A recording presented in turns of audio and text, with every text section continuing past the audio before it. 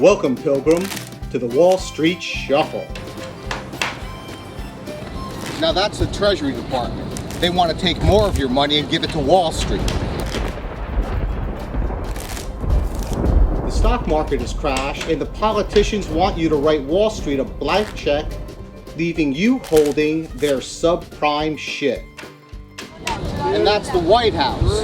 I guess Wall Street has a subprime mortgage on them because they're doing anything they're telling them to. This crisis was caused by deregulation and fraud. They robbed their own banks, and now they want you to pay them for robbing you. Sir, could you help me buy a politician? Help me buy a politician? I need $100,000 to attend a political fundraiser. Help me buy a politician. I need $100,000 to attend a political fundraiser. Sir, can you help me? For the past 30 years, these bastards in Washington have not only deregulated Wall Street, but they've legalized bribery and fraud.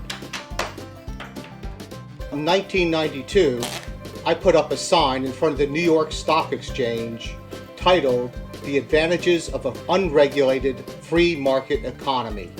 The sign said that deregulation and fraud caused each and every bubble and crash since the 1890s. And that includes the 1929 stock market crash, the junk bond trading crash, and the savings and loan scandal. The hedge fund bailout, the internet bubble, Enron, WorldCom, and their corporate cronies. This is an old game. Have you noticed that there are fewer banks today than yesterday? In that the big banks are getting bigger? The name of the game is monopoly capitalism. There they are. Some more politicians ready to sell you down the road to Wall Street. There's an ambulance. Dick Cheney must be in the crew.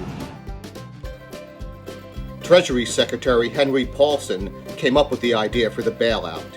Secretary Paulson was chairman and chief executive officer of Wall Street's Goldman Sachs and a member of the International Monetary Fund's Board of Governors.